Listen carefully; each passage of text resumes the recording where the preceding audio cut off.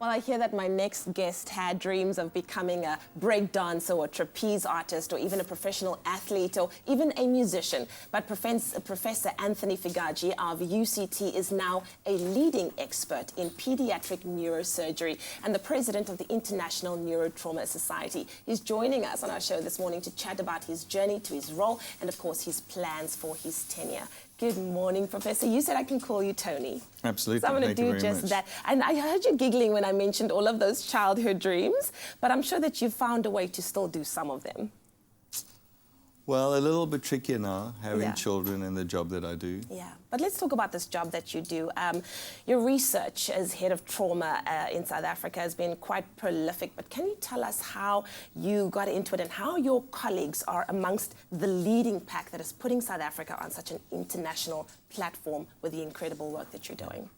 Well, several years ago, I was quite frustrated by the fact that we weren't leading the pack. That despite the fact that we had lots of practical experience in head trauma, because we're living in South Africa, so trauma rates are high, still the death rates after head trauma and the disability rates were exceptionally high by global standards.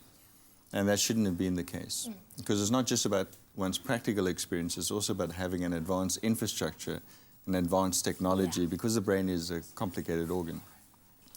So way back when, we started a program to create that infrastructure, because we're from a middle-income country. It's very, very expensive, and the centers who are leading the field have these advanced infrastructures and have all the technology. But I always believe that if you could have the best of both, you could have all that practical experience as well as that advanced infrastructure, then you really should be leading the pack. So our goal was, within 5 years, to be one of the leading centers. And so we focus particularly on pediatric brain trauma, with the goal, hopefully, of actually being the leading center in the world.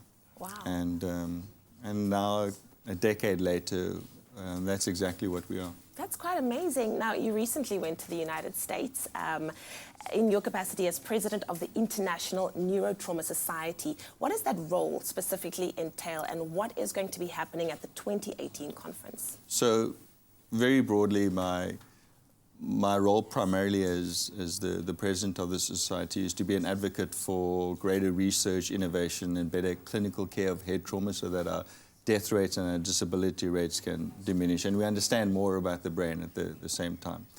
But my other objectives, because I'm the first president from a kind of low and middle income country, all the other presidents have been from the developed world, is to have a specific agenda for Africa and to put head trauma as part of that agenda, and we do it really badly in Africa in general. So there's a huge amount of funding that goes into infectious diseases. So everybody knows about HIV and tuberculosis and malaria. Yeah. But there's virtually no funding that goes into better care of head trauma, despite the fact that it's one of the leading causes of death in young people, anywhere from the ages of 1 to about 35. And so part of my objective is to change that. And then the third objective is to try to change the view of the rest of the world of Africa. And from my experience, North America and Western Europe have this stereotypical way of thinking about Africa. It's always, you can't get anything done in Africa. Africa is always a begging bowl. Can never expect advanced technology. You never expect Africa to lead the way. And so it's great to be able to be on the world stage and show them that we can do those things using advanced technology that they usually don't have themselves.